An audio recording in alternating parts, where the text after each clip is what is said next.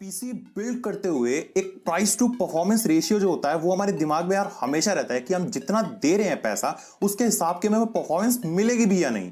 और as an Indian obviously यार पैसे की बात जब आती है तो सब ऐसे खड़े हो जाते हैं यार, एकदम सब ऐसे लाइन में आ जाते हैं। सो गाइस इसी चीज को ध्यान में रख के आज करेंगे 40,000 रुपीज का पीसी बिल्ड, जो कि बहुत ज्यादा भी नहीं है और ऑब्वियसली बहुत कम भी नहीं है, एकदम स्वीट स्पॉट है। But first let's solve this intro.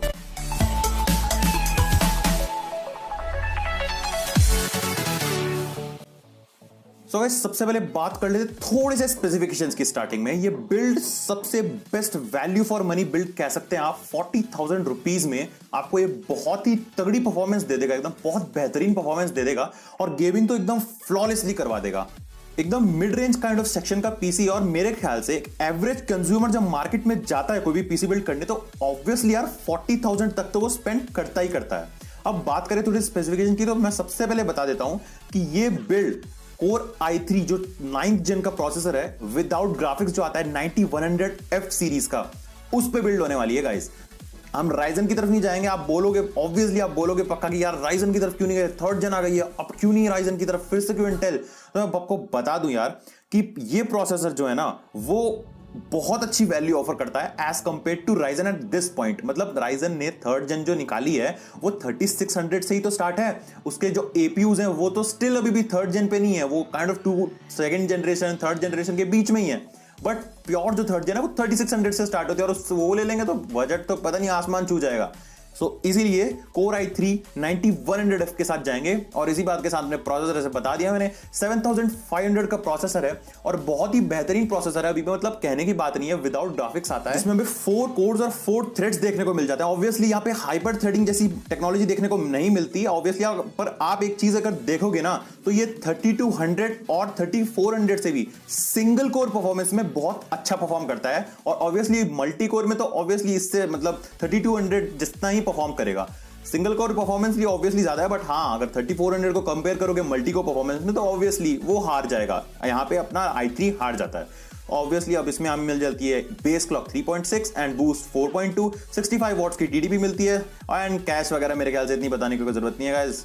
That's all about the CPU. अब यहाँ पे अपना सबसे ग्लोरियस कंपोनेंट जो हमने चूज किया है, अपना ग्राफिक कार्ड, वो चूज किया है Asus का rock streak addition RX 570 4GB वाला वेरिएंट, जो कि ऑब्वियसली बहुत इजीली को मिल जाएगा 13,800 रुपीज का ऑनलाइन पे। और ऑब्वियसली अगर ऑफलाइन जाओगे और बहुत ही एक बेहतरीन डील चल रही है गाइस Amazon पर गीगाबाइट वाले वेरिएंट पे, और बहुत ही कुछ 11,500 समथिंग का मिल रहा है। सो अगर आप टाइम पे जाते हैं so hope you can catch that deal. और बात कर लें इस ग्राफिक कार्ड की तो ये graphic card best value for money graphic cards में से एक है गाइस अभी के टाइम पे। मैं सच बता रहा हूं, RX 570 इतना बेहतरीन ग्राफिक कार्ड है, आपको 13,000 के अराउंड के प्राइस टैग में ये बहुत ही बढ़िया, एकदम बहुत बढ़िया गेमिंग एक्सपीरियंस आपको देता है। आपको इजीली 60 FPS पहुंचा देगा बहुत सारे मॉडर्न AAA टाइटल्स में।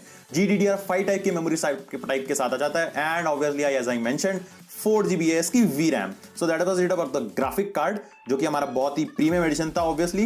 अब आते हैं अपने मदरबोर्ड पे, जहां पर मैं अपनी ये सब चीज टिकाएंगे, एक साथ रखेंगे, जो कि हमने चूज किया है Asus का Prime H310 का मदरबोर्ड।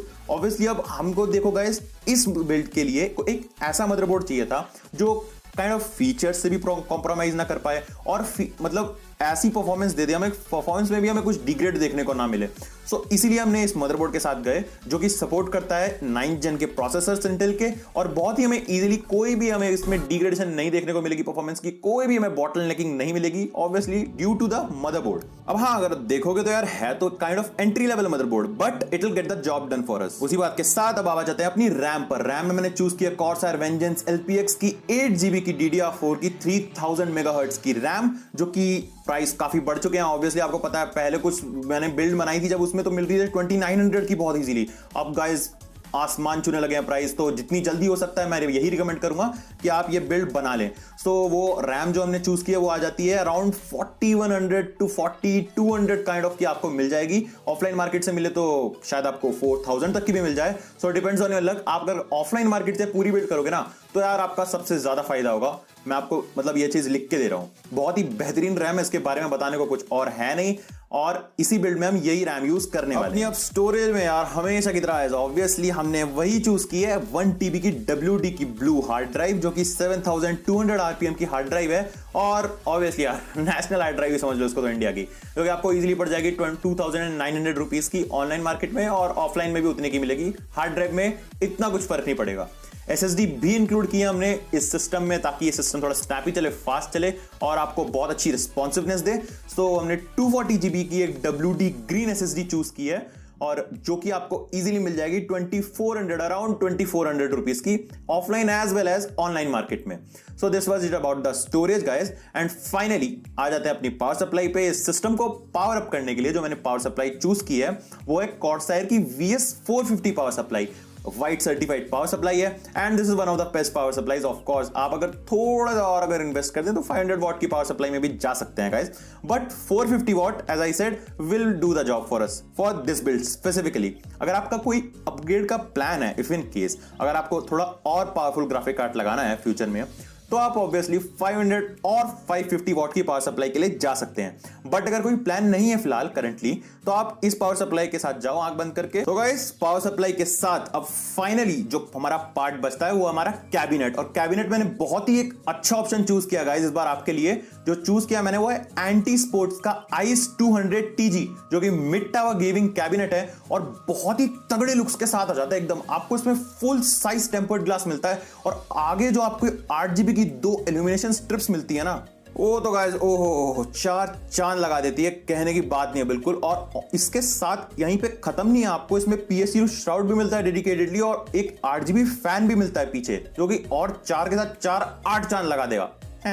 तो इसी जोक के साथ और इसी केस के साथ, जो कि बहुत ही बेहतरीन केस है, हमारा पीसी बिल्ड होता है कंप्लीट। और जो फाइनल बजट निकल के आता है हमारा, वो आता है अराउंड 42,000 तक का, जो कि ऑब्वियसली अब मैंने बताया यार आपको ऑनलाइन मार्केट का प्राइस है। अगर आप ऑफलाइन मार्केट में देखने जाओगे तो अराउंड 41 तो इजीली पड़ ही जाएगा, और थोड़ा सा अगर इधर उधर आप देख लो तो 40 खींचतान के 41 तो आपको मिल ही जाएगा गाइस। तो इतना तो चलता है यार, इतना तो कोई भी लेगा।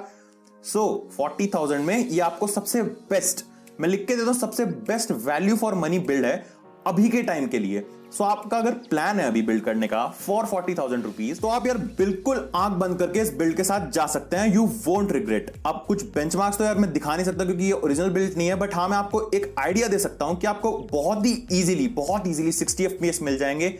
Consider at if you play at very high and high settings. Ultra पे भी ऑब्वियसली कुछ गेम्स में मिल जाएंगे, बट वो गेम्स थोड़े यार कम डिमांडिंग होने चाहिए। बट फॉर एग्जांपल जैसे मैं बता दूं आपको, GTA 5 में आराम से अराउंड 80 to 100 FPS मिल जाएंगे very high to high settings में। आराम से आपको Assassin's Creed Odyssey में आपको इजीली 40 टाइप के FPS मिल जाएंगे। आप देख सकते हैं यार कितना डिमांडिंग टाइटल और कितना अच्छा FPS दे रहा है। सो गाइस इन्हीं सब बातों के बाद हो जाती है और इन्हीं पीसी बिल्ड पूरी कंप्लीट। सो आपको कुछ अगर सजेशन देना हो इसमें, अगर कुछ आपको एडिशनल पार्ट ऐड करना हो या कोई भी अगर कोई मॉडिफिकेशन हो, तो ऑब्वियसली कमेंट सेक्शन में बताना, और अगर आपको कैसी लगी ये बिल्ड वो यार जरूर आज से बताना।